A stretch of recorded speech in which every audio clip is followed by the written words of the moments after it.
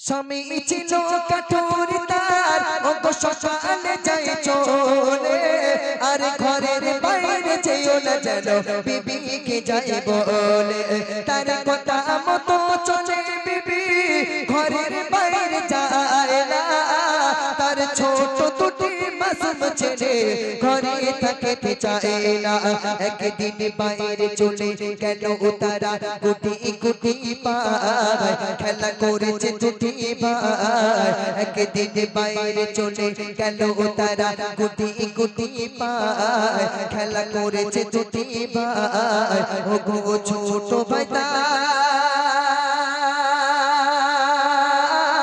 পুকুরে পড়ে যায়। যখন স্বামী যখন বিবিকে বলেছে বিবি আমি ঘরের বাইরে জঙ্গলে চলে যাচ্ছি গাছ কাটতে সংসারের জন্য, তো তুমি যেন ঘরের বাইরে যাবে না আর স্বামীর কথাও অমান্য করলে তুমি কিন্তু জান্নাতে যেতে পারবে না।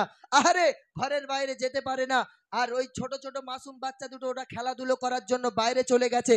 খেলা করতে করতে ছোট ছেলেটা পুকুরের মধ্যে পড়ে যায়। পড়ে যাবার পরে বড় ভাইটা মায়ের কাছে এসে খবরটা দিচ্ছে, মা ছোট ভাইটা পুকুরে পড়ে গেছে, তুমি একটু তাকে তোলো।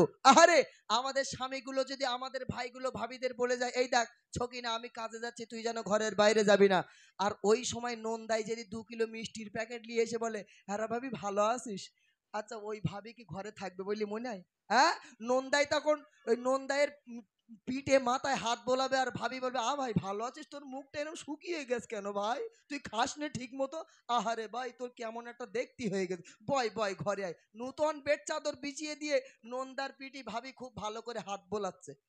আর নন্দাইও দেখতে আমার ভাবি পিঠি হাত বোলাচ্ছে খুব ভালো দেখতে। বুঝতে পারেননি? ও মা 3টে জিনিস থেকে সাবধান থাকবেন। কোন কোন জিনিস?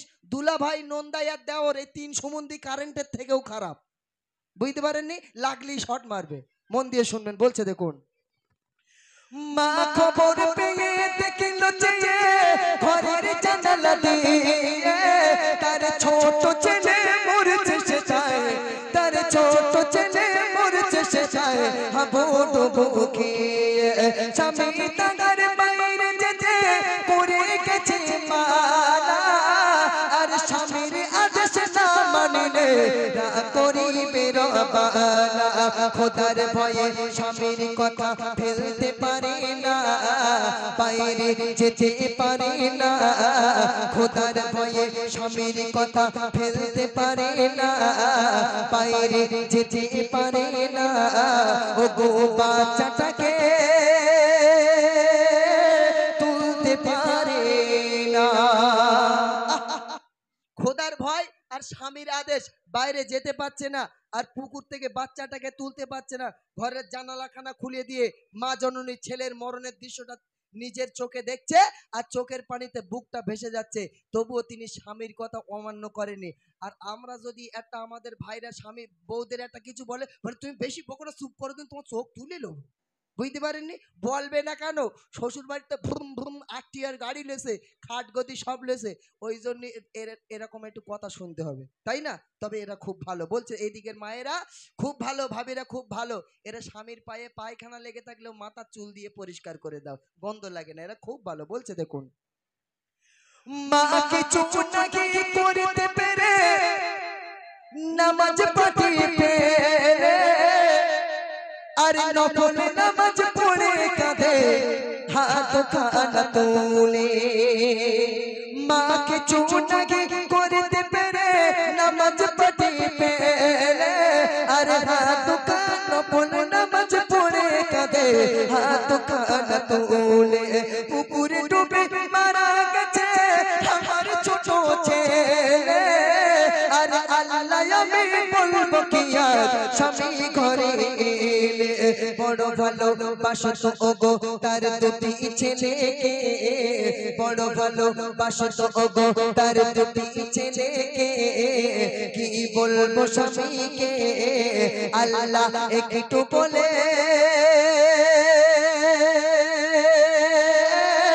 দাও না আমাকে। এদিকে সন্তান মারা গিয়েছে, স্বামীর কথা ফেলতে পারছে না, বাইরে যেতে পারছে না, নামাজের পাটি ফেলে 2 রাকাত নফল নামাজ পড়ে দুটো হাত তুলে আল্লাহর দরবারে দোয়া করছে, আল্লাহ আমার স্বামী তার দুটো সন্তানকে বড় ভালোবাসে, যখন বাড়িতে এসে জিজ্ঞাসা করবে আমার আর একটা ছেলে কোথায়, কেমন করে বলবো আমি মা যে তোমার একটা ছেলে মারা গিয়েছে। আর আমাদের যদি একটা ছাগল গরু মারা যায়, আমাদের ভাবিরা দোয়া করে বলে আল্লাহ এত লোকের ছাগল রয়েছে কারুরটা দেখতে পাই না, আমারটা নিতে হয়, আমি আল্লাহর কি করেছি, বুঝতে পারেননি? তবে এদিকের ভাবিরা খুব ভালো, এরা ওরকম কাজ করে না। বলছে দেখুন, সারাদিন পরে জঙ্গল থেকে যখন স্বামী ঘরে ফিরছে তখন বিবি কি করছে দেখুন, সারাদিন পরে ফিরিল ঘরে তাদের স্বামী যখন, আর স্বামীর সেবা করেছে বিবি হাসি মুখে তখন। একটু জোরে হোক সুবহানাল্লাহ, আর জোরে হবে সুবহানাল্লাহ। সারাদিন পরে যখন জঙ্গল থেকে স্বামী ঘরে ফিরেছে, কষ্ট করে ঘরে ফিরেছে, আর এদিকে সন্তান মারা গিয়েছে, আগে হাসি মুখে স্বামীকে একটু সেবা করে নিচ্ছে।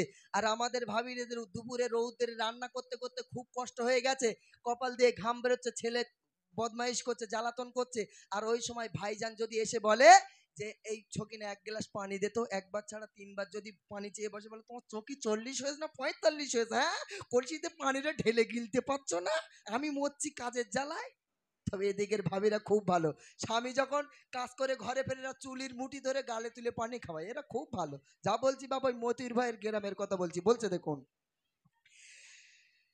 সারাদিন পরে ফিরিল ঘরে তাদের স্বামী যখন, আর স্বামীর সেবা করেছে বিবি হাসি মুখে তখন। স্বামী যখন বিবির কাছে ছেলের খবর নিল, আর টুকুর কেঁদে বিবি তখন বলিতে লাগিল, কি বলছে, কাপড় কিনে আনো স্বামী বাজার থেকে, কাপড় কিনে আনো স্বামী বাজার থেকে, তোমার ছোট ছেলেকে, তোমার ছোট ছেলেকে দাফন করতে হবে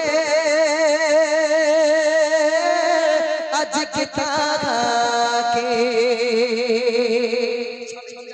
যখন যে আমার সেই ছেলে দুটো কোথায়, মা জননী কান্নাকাটি আর করছে, আর বলছে তোমার ছোট ছেলেটা মারা গিয়েছে, সে আর দুনিয়ার জমিনে বেঁচে নাই, সে আর তোমার কোলে কোনোদিন উঠবে না, তুমি বাজারে চলে যাও কাফন কিনে আনো, তাকে দাফন করতে হবে। স্বামী কেমন ছিল দেখুন, স্বামী সেই সময় বলছে আমার সেই মরা ছেলেটা কোথায় রাখা আছে।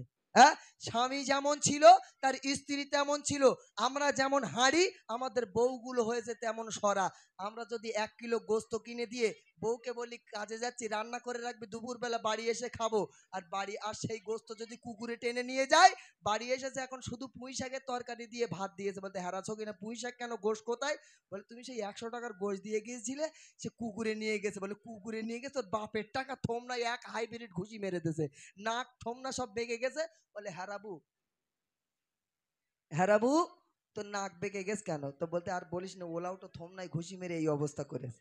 বুঝতে পারিনি, শেষ কথাই বলছে দেখুন, স্বামী বলে ছেলে আমার কখন মারা গেছে, আর বলো আমার মরা ছেলে কোথায় রাখা আছে, বিবি সঙ্গে করে নিয়ে স্বামী পুকুর ঘাটে গেল, ছেলে ওই পানিতে পড়ে আছে ইশারায় দেখিয়ে দিল। যখন পুকুরের দিকে তাকে ইশারা করে দেখিয়ে দিল তোমার ছোট ছেলে ওই পুকুরের পানিতে পড়ে আছে, স্বামী পুকুরের দিকে তাকিয়ে কি কি দেখছে দেখুন, হতাশা হয়ে দেখল স্বামী সাজের কাটে বসে, ছেলে ফুল নিয়ে ওই করেছে খেলা, আর মিটি মিটি ঘাসে, পিতা চড়িয়ে বুকে ছেলের মুখে চুমা দিয়ে কয় বিবি দেখালে কেন ভয়, পিতা চড়িয়ে বুকে ছেলের মুখে চুমা দিয়ে কয় বিবি দেখালে কেন ভয়, ও গো এই তো সোনা আছে দুনিয়া, বিবি বলে একই গুলো